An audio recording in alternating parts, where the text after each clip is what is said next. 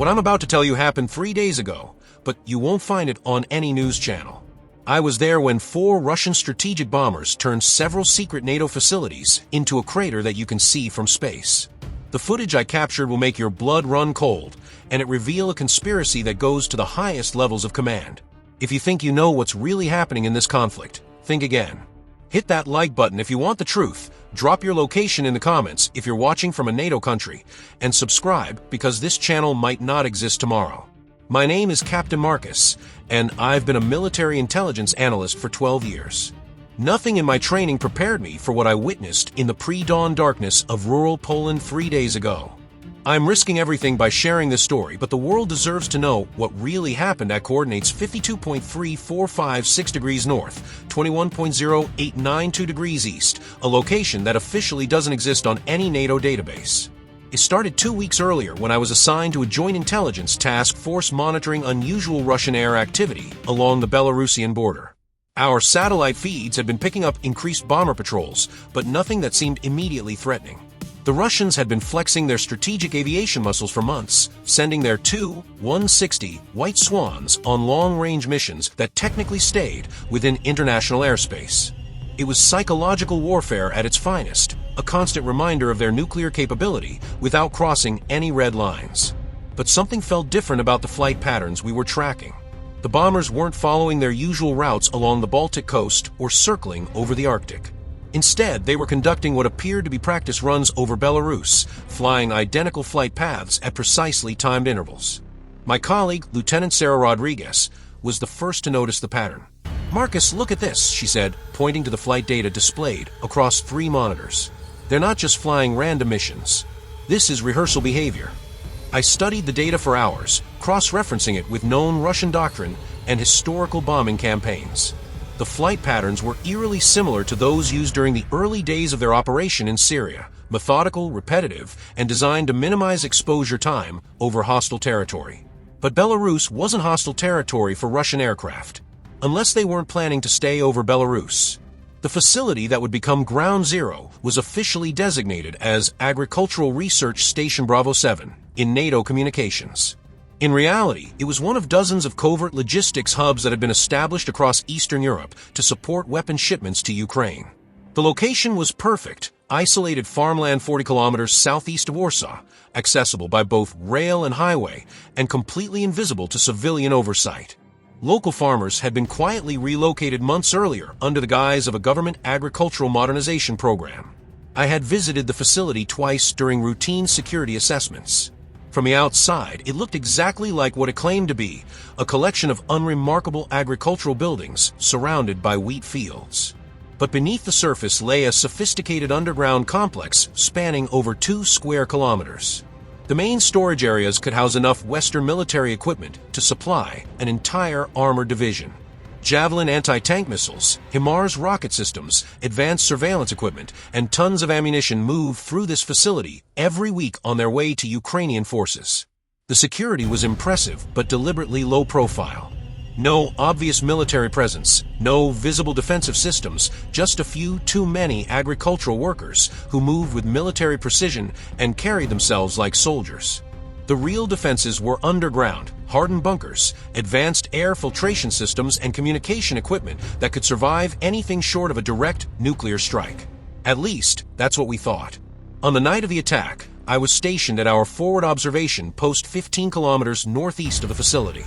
It was a cramped, uncomfortable position hidden in a forest of pine trees, but it gave us direct line of sight to the target area through high-powered surveillance equipment.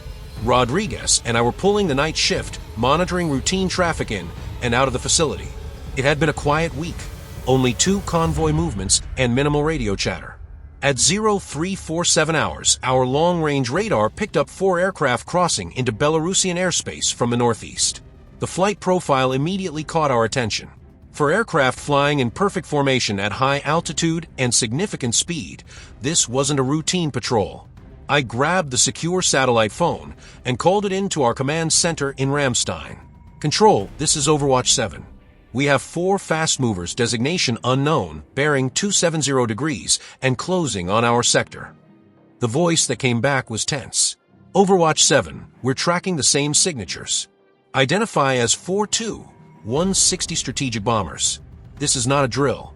All stations, implement Protocol Charlie immediately. Protocol Charlie was our code for imminent attack. I felt my stomach drop as the implications hit me. The Russians weren't just conducting another intimidation flight, they were coming for the facility. Rodriguez was already on the radio, trying to raise the security team at Bravo 7, but she was getting nothing but static.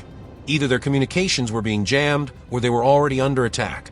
The Tu-160 is a monster of an aircraft, the largest and heaviest supersonic bomber ever built. NATO pilots call it the White Swan, but Russian crews prefer the Reaper. Each bomber can carry up to 40,000 pounds of ordnance, including the Kh-47M2 Kinzhal hypersonic missile, a weapon that travels at 10 times the speed of sound and can penetrate any known defense system. As I watched the radar signatures approach, I realized we were about to witness the first use of hypersonic weapons against a NATO target. The bombers maintained radio silence as they approached the Polish border. Our electronic warfare systems detected multiple attempts to jam our communications, but our hardened equipment was holding for now. I could hear the tension in Rodriguez's voice as she continued trying to reach Bravo 7.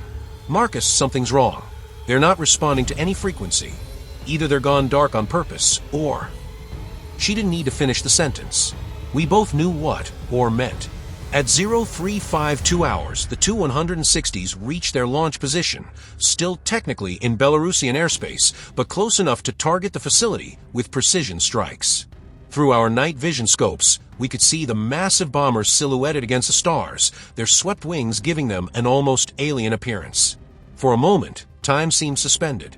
Four of Russia's most advanced strategic bombers hanging in the night sky, loaded with enough firepower to level a small city. Then the missiles launched. The Kinzhal hypersonic missiles are unlike anything else in the world. When they launch, there's no dramatic exhaust plume or obvious visual signature, just a brief flash of light, followed by a sound like reality tearing apart. I've heard veteran pilots describe the sound of hypersonic weapons, but experiencing it firsthand is something entirely different. It's not just noise, it's a physical assault on your senses, a pressure wave that seems to compress time itself. Rodriguez grabbed my arm as the first missile streaked overhead. "Jesus Christ, Marcus. How many did they launch?" I was counting the contrails visible through our scope. 12. Maybe 16. They're coming in waves. The flight time from launch to impact was less than 90 seconds. 90 seconds to watch death approaching at 10 times the speed of sound. Our equipment tracked the missiles as they adjusted course in mid-flight, their advanced guidance systems locking onto specific targets within the facility complex. The Russians weren't just carpet bombing, they were conducting surgical strikes designed to maximize damage while minimizing the risk of hitting genuinely civilian targets. The first missile hit the main storage facility at 0353:47 hours. I've witnessed artillery strikes, air raids, and even a tactical nuclear test during my career, but nothing prepared me for the violence of a hypersonic impact. The explosion didn't start with a flash, it started with the ground simply ceasing to exist. One moment there was a building, the next there was a sphere of superheated plasma expanding outward at impossible speed. The shockwave reached our position 12 seconds later, a wall of compressed air that knocked both Rodriguez and me flat against our observation equipment. The second and third missiles hit in rapid succession, targeting the underground command center and the vehicle maintenance facilities. Each impact was like watching a small sun being born and dying in seconds. The heat was so intense that we could feel it on our faces from 15 kilometers away. Through our thermal imaging equipment, I watched as the surface temperature at ground zero spiked to over 3,000 degrees Celsius. But it wasn't just the heat and blast that made this attack so devastating. The Kinzhal missiles carry specialized penetrator warheads designed to destroy hardened underground facilities. As each missile struck, it didn't just explode on the surface. It punched through dozens of meters of reinforced concrete and steel before detonating deep underground. The result was a series of massive underground explosions that caused the entire facility to collapse in on itself. Rodriguez was trying to film everything with our backup recording equipment, but her hands were shaking so badly she could barely hold the camera steady. "Are you getting this?" she shouted over the continuing explosions. "Are you getting all of this?" I was getting it, but I wasn't sure I wanted to. Through our scopes, I could see human figures running from the burning wreckage. Tiny shapes silhouetted against the flames, some running, some crawling, some not moving at all. These weren't just NATO soldiers. The facility employed dozens of civilian contractors, logistics specialists, and support staff. People who had families waiting for them to come home. The fourth wave of missiles targeted the transportation infrastructure, the rail lines, access roads, and fuel depots that kept the facility operational. The Russians were being thorough, making sure that even if something survived the initial strikes, it wouldn't be operational anytime soon. Each explosion sent massive fireballs hundreds of meters into the air, creating a light show that was visible from orbit. As the last missiles impacted, an eerie silence settled over the battlefield. The explosions had been so intense that they had temporarily deafened us, leaving only a high-pitched ringing in our ears. But gradually, other sounds began to filter through. The crackle of burning fuel, the groaning of twisted metal, and something else, radio chatter in Russian. Rodriguez had managed to intercept fragments of the bomber crew's communications during their egress. Her Russian was better than mine, but even I could understand enough to know what we were hearing. Target destroyed. Secondary explosions confirmed. Returning to base. The pilots sounded almost bored, as if they had just completed a routine training exercise rather than the first hypersonic strike against a NATO facility. The aftermath was surreal. Where the facility had stood just minutes earlier, there was now a collection of massive craters glowing with residual heat. The largest crater was over 200 meters across and at least 50 meters deep, deep enough to swallow a 10-story building. The smaller craters marked the locations of secondary targets, fuel dumps, ammunition storage, and vehicle parks. Everything was gone, but perhaps the most chilling aspect of the attack was its precision. The Russians had struck their targets with surgical accuracy, avoiding the nearby farming communities and civilian infrastructure. This wasn't random destruction. It was a carefully planned military operation designed to send a very specific message. We can hit your most secret facilities whenever we want, wherever they are, and there's nothing you can do to stop us. Our communications equipment finally came back online about 20 minutes after the attack. The airwaves immediately filled with frantic radio traffic as NATO commanders tried to understand what had just happened. But officially, nothing had happened. The facility didn't exist, so it couldn't have been destroyed. The explosions were gas leaks at an agricultural research station. The craters were caused by underground storage tanks exploding. The civilian casualties were industrial accidents. I spent the next 3 hours documenting everything I could before the cover-up began. Rodriguez and I filmed the burning wreckage, recorded the radio intercepts, and took detailed photographs of the impact sites. We knew this evidence would be crucial, but we also knew it would probably disappear into classified databases where it would never see the light of day. The first response teams arrived at dawn, not NATO forces, but Polish emergency services who had been told they were responding to an industrial accident. Fire trucks, ambulances, and hazmat teams began the grim task of searching for survivors. But there was very little left to search. The hypersonic impacts had been so devastating that most of the facility had simply been vaporized. As we watched the rescue operations through our scopes, Rodriguez asked the question that had been haunting both of us. Marcus, how did they know? How did the Russians know exactly where to hit and when to hit? It was a good question. The facility's location was one of NATO's most closely guarded secrets. The operational schedule was compartmentalized and changed frequently. The defense systems were state-of-the-art and constantly updated. Yet the Russians had struck with perfect timing and pinpoint accuracy, hitting the facility during its busiest operational period when the maximum amount of equipment and personnel were present. Someone had given them inside information. Someone with access to the highest levels of NATO intelligence had provided the Russians with everything they needed to plan and execute this attack. The implications were staggering. We had a mole, and that mole had just helped the Russians demonstrate their ability to strike any target, anywhere, at any time. An investigation was ongoing, but preliminary findings suggested faulty storage equipment was to blame. There was no mention of Russian bombers, hypersonic missiles, or NATO operations. But the unofficial response was very different. Within hours of the attack, every NATO facility in Eastern Europe went to maximum alert status.